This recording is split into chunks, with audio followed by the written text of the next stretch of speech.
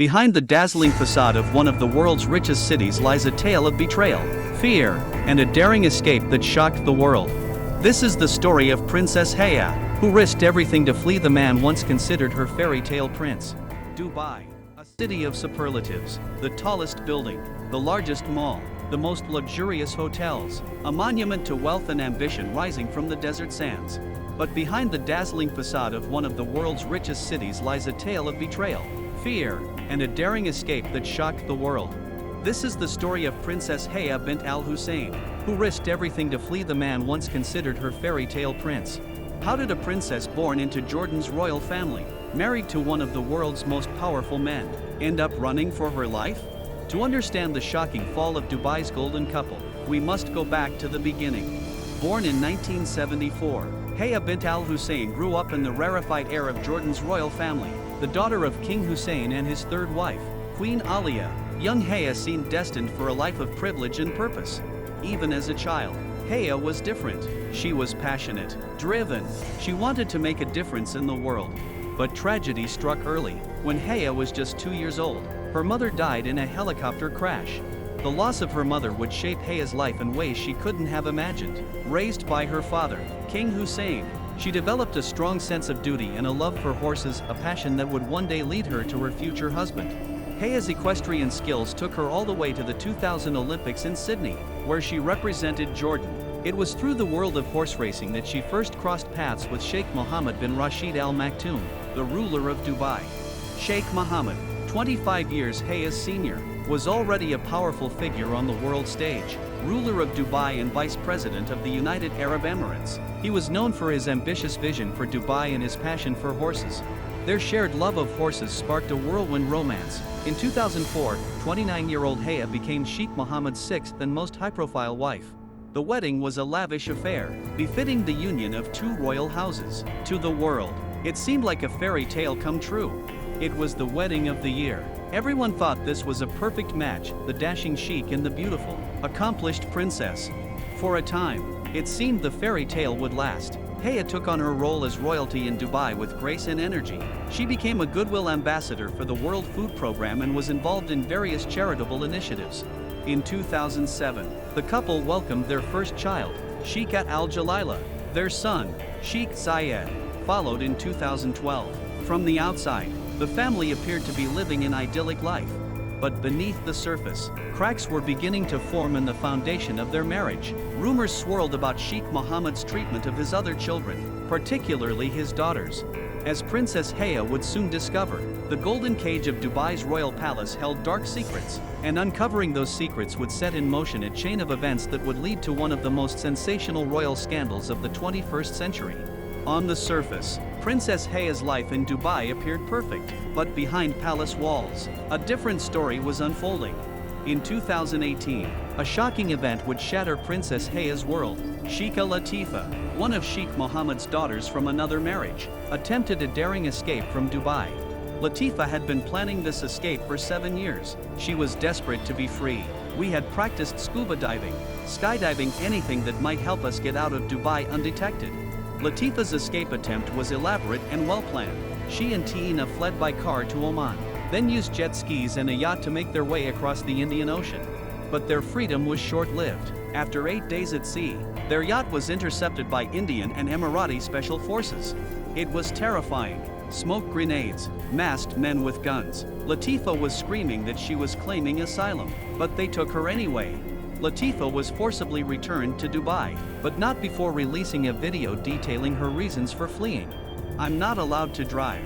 I'm not allowed to travel or leave Dubai at all. I haven't left the country since 2000. I've been asking a lot to just go traveling, to study, to do anything normal. They don't let me. I need to leave. I need to start my life over." The video went viral, casting a harsh spotlight on the ruling family of Dubai. For Princess Sheikha, it was a turning point. As a stepmother to Latifa, Sheikha initially tried to manage the crisis. She invited her friend, former Irish President Mary Robinson, to Dubai to meet with Latifa. The meeting, intended to prove Latifa was safe and well, backfired spectacularly. Critics accused Robinson of participating in a cover-up. The photos of that meeting raised more questions than they answered.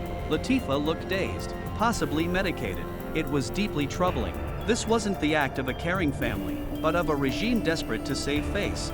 I was misled. I was told Latifa had bipolar disorder. I deeply regret not speaking to her more privately. For Princess Heya, doubts began to creep in. Was there truth to Latifa's allegations? What else didn't she know about her husband? As Heya began to ask questions, she found herself increasingly isolated. The princess who once moved freely through Dubai's elite circles was now viewed with suspicion. She started to feel like a prisoner in her own home. The staff were reporting on her movements. She couldn't trust anyone. Even her phone and computer were suspect. Adding to Heya's concerns were rumors about the fate of another of Sheikh Mohammed's daughters, Sheikha Shamsa. In 2000, 18-year-old Shamsa had fled her family's estate in England, only to be forcibly returned to Dubai weeks later. She hadn't been seen in public since. She came up to me in a bar, clearly distressed. She said she was being held against her will and needed help. The next day, she was gone. As Heya dug deeper, she uncovered more disturbing information. The fairy tale image of her marriage was crumbling. I think Heya realized that she and her children could be in danger. If the sheikh could treat his own daughters this way, what might he do to her if she fell out of favor? Heya's investigations led her to discover unsettling details about life within the royal household. She learned of strict rules governing the movements of the sheikh's daughters, of punishments for perceived transgressions, and of a pervasive atmosphere of fear and control. There were areas of the palace we weren't allowed to enter. Sometimes we'd hear screams. We knew better than to ask questions. As Heya's concerns grew, so did the tension in her marriage. Sheikh Mohammed, once attentive, became distant and suspicious. The final straw came in early 2019, when Heya received troubling information from a trusted source. The exact nature of this information has never been revealed, but sources close to the princess suggest it pertained to her own safety. She was told in no uncertain terms that her life was in danger, that the sheikh knew about her investigations and was furious. Around this time, Heya also discovered that the sheikh had been pursuing an arranged marriage for Jalila, her then 11-year-old daughter, to Saudi Arabia's Crown Prince Mohammed bin Salman. The prospect of her young daughter being married off to a man more than 20 years her senior, known for his authoritarian rule, horrified Heya. With her worst fears seemingly confirmed, Heya knew she had to act, but leaving Dubai would not be easy. In the spring of 2019, Princess Heya began to plan her escape, but fleeing one of the most powerful men in the Middle East would prove to be a dangerous and complex undertaking. She reached out to contacts in the West, seeking help and asylum. Every move had to be carefully calculated. Leaving Dubai undetected would be incredibly difficult. The sheikh has eyes everywhere, at the airports, the borders. She would need serious help to pull it off. As Princess Heya plotted her exodus, she knew the stakes couldn't be higher. Her very life, and the lives of her children, hung in the balance. The once gilded cage of Dubai had become a prison, and Heya was determined to break free, no matter the cost. In the early hours of April 15, 2019, as Dubai slept, a carefully orchestrated plan was set in motion. Princess Heya, along with her two children, 11-year-old Jalila and 7-year-old Zayed, prepared to leave the only home the children had ever known. The timing was crucial. They needed to move when security was at its lowest, but still have enough time to put significant distance between themselves and Dubai before the alarm was raised. With the help of trusted allies, including a German diplomat, Heya and her children were spirited away from their palace residence. Their first destination was Oman, Dubai's neighbor. From there, they boarded a private jet. As the plane lifted off, Heya must have known that her life would never be the same. She was leaving behind not just her husband, but her status, wealth, and the life she had known for 15 years. Back in Dubai, Sheikh Mohammed was initially unaware of his wife's departure. It would be several days before he realized something was amiss. The sheikh was furious when he found out. He felt betrayed, humiliated. He immediately began efforts to locate them and bring them back. As word of Heya's disappearance spread, the rumor mill went into overdrive. Where had she gone? Who had helped her? And most importantly, why had she fled? Speculation ran rampant, with theories ranging from marital discord to international intrigue. The truth, as it would emerge, was far more disturbing. After a brief stay in Germany, Heya and her children arrived in London, where she owned a house in the exclusive neighborhood of Kensington. But even here, in one of the world's busiest cities, Heya didn't feel safe. My client lived in constant fear. She believed with good reason, that she and her children were still in danger. Heya hired a team of former military personnel for protection. Her fears, it would turn out, were well-founded.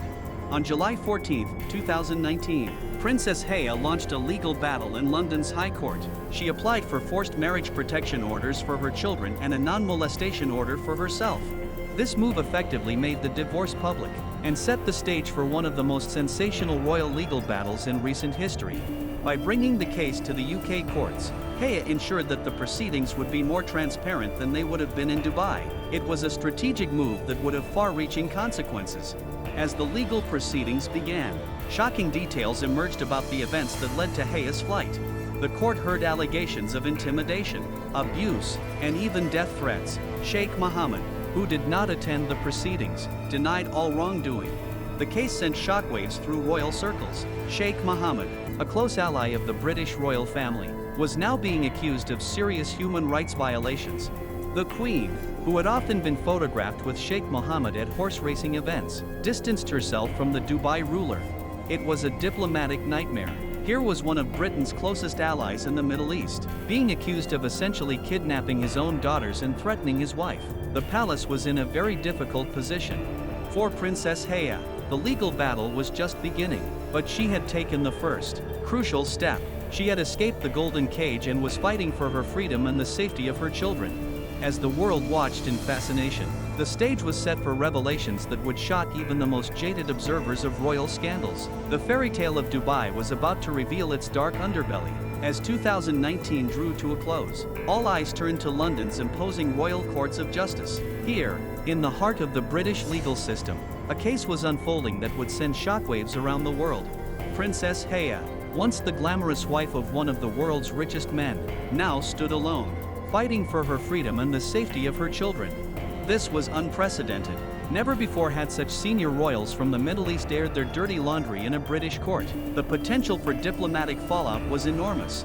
Over several months, the court heard testimony that painted a disturbing picture of life inside Dubai's royal family.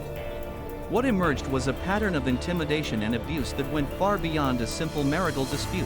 This was about control, power, and the treatment of women in Dubai's ruling family. Princess Heya testified that she had received anonymous notes, left in her bedroom or around her home, threatening her and her children. One chilling message read, "We will take your son, your daughter is ours, your life is over." These threats had to be taken seriously. Sheikh Mohammed has vast resources at his disposal. If he wanted to act on these threats, he certainly had the means to do so. "I found a gun on my bed with the muzzle pointing towards the door and the safety catch off." The court heard how this incident, which occurred in early 2019, was the final straw that prompted Heya's flight from Dubai. Sheikh Mohammed vehemently denied all allegations. He chose not to attend the hearings, but issued a statement calling for the matter to be handled privately. As a head of government, I was not able to participate in the court's fact-finding process. This has resulted in the release of a fact-finding judgment which inevitably tells only one side of the story. But as the case progressed, more disturbing details emerged. The court heard evidence about the fate of two of Sheikh Mohammed's daughters from another marriage, Shamsa and Latifa. Princess Shamsa, the court was told, had been abducted from the streets of Cambridge in 2000, forcibly returned to Dubai, and had not been seen in public since. "We were on the verge of flying out to Dubai to interview witnesses when suddenly, the case was closed. It was unlike anything I'd experienced in my career." The court heard how diplomatic pressure had allegedly been applied to stop the police investigation into Shamsa's disappearance. Latifa tried to escape twice. After the first attempt, she was imprisoned, tortured. That's why she reached out to me for help with her second escape attempt. The court was shown Latifa's harrowing video testimony, recorded before her failed escape attempt in 2018. What happened to Shamsa and Latifa was crucial to Heya's case. It showed a pattern of behavior, a willingness to use force against family members who defied the Sheikh's will. The court also examined evidence of the Sheikh's use of spyware against Princess Heya and her legal team. The evidence suggested that Pegasus spyware, which is only sold to nation-states, was used to hack the phones of Princess Heya, her lawyers, and even a member of the House of Lords who was advocating for her. This revelation raised serious concerns about the integrity of the legal process and the reach of the Sheikh's power. As the evidence mounted, the British justice system was forced to make a stark assessment of Sheikh Mohammed's actions. The final days of the fact-finding hearing saw intense legal arguments. Heya's team painted a picture of a ruler who believed himself above the law, while the sheik's lawyers argued that the allegations were exaggerated and taken out of context. The judge had to weigh not just the evidence presented, but also the broader implications of his ruling. This wasn't just about two individuals. It was about the relationship between the UK and one of its key allies in the Middle East. On March 5, 2020, Sir Andrew McFarlane, President of the Family Division of the High Court, delivered his fact-finding judgment. I have found that the father acted in a manner from the end of 2018 which has been aimed at intimidating and frightening the mother, and that he has encouraged others to do so on his behalf. In a series of damning findings, the judge concluded that Sheikh Mohammed had indeed orchestrated the abductions of Shamsa and Latifa, and had conducted a campaign of intimidation against Princess Heya. The ruling sent shockwaves through diplomatic circles. A close ally of the UK, a man welcomed in royal and racing circles, had been found to have violated international law and basic human rights. This judgment was damning. It effectively labeled the ruler of Dubai as a kidnapper and human rights abuser. The implications are far-reaching. The judgment prompted calls for a reassessment of the UK's relationship with Dubai, and some MPs called for sanctions against Sheikh Mohammed. We cannot simply turn a blind eye to these findings. There must be consequences, both diplomatic and economic. For Princess Heya, the judgment provided validation and a measure of security, but the legal battle was far from over. The next phase would determine the financial settlement, potentially the largest divorce settlement in British history. Given the sheik's vast wealth, estimated in the billions, and the unique circumstances of this case, we were in uncharted territory. The settlement could potentially break all records. At stake was not just money, but a lifestyle. The court would have to decide what level of financial provision was appropriate for a princess and her children who had fled for their lives. As the financial hearings began, the world waited to see just how high the price of freedom would be for Princess Heya and her children. As 2021 dawned, Princess Heya's legal battle entered its final, decisive phase. The question now was not about truth, but about money. Over several months, the court delved into the labyrinthine finances of Dubai's royal family. The numbers were staggering. We're talking about a man worth an estimated $4 billion. The potential settlement could easily be the largest in British legal history. At stake was not just money, but a lifestyle. The court had to decide what level of financial provision was appropriate for a princess and her children who had fled for their lives. On December 21, 2021, Mr. Justice Moore delivered his judgment on the financial settlement. The settlement included a lump sum of £251, $5 million, plus ongoing payments for security and the children's maintenance. This was indeed a record-breaking settlement, but more than the amount. What's significant is that the judge explicitly cited the need for security against Sheikh Mohammed as a factor in the ruling. For Princess Heya, the ruling marked the end of a grueling legal battle, but the wider repercussions of the case were only beginning to unfold. The revelations from the court case strained diplomatic relations between the UK and Sheikh Mohammed, once a fixture at Royal Ascot, was notably absent from high-profile events. The British royal family distanced themselves from the Dubai ruler. The Queen, who had often been photographed with Sheikh Mohammed, avoided public appearances with him. This case forced Western governments to confront uncomfortable truths about some of their allies in the Gulf. It raised serious questions about human rights and the treatment of women in these societies. Activists seized on the case to highlight ongoing human rights concerns in the and other Gulf states. While Princess Heya found justice in London, we must remember that many women in the still face severe restrictions on their freedoms. In Dubai, the impact of the case was more muted. State-controlled media largely ignored the proceedings, and Sheikh Mohammed retained his position of power. For many in Dubai, it was business as usual. The Sheikh's domestic standing wasn't significantly affected, but internationally, his reputation took a severe hit. As for Princess Heya, she began rebuilding her life in London with her children, protected by the British courts but forever changed by her experiences. She's focused on her children now. They're her world, but she also wants to use her experience to help other women who might be in similar situations. The fate of Princesses Latifa and Shamsa remains a concern for human rights organizations. While Latifa has appeared in some social media posts, questions about her freedom persist. We continue to call for independent verification of Latifa's status. The fight for her freedom, and Shamsa's, is far from over. Around the world, the case has sparked discussions about power. wealth, and women's rights in traditional societies. Princess Heia's case shone a spotlight on issues many women face in patriarchal societies. It's a reminder that wealth and status don't always equate to freedom. What hidden secrets you think might be revealed about the royal family following this shocking divorce? Hit that subscribe button now and press on the video now popping on your screen. I am sure you will love it. Don't forget to leave a like on this video and see you there.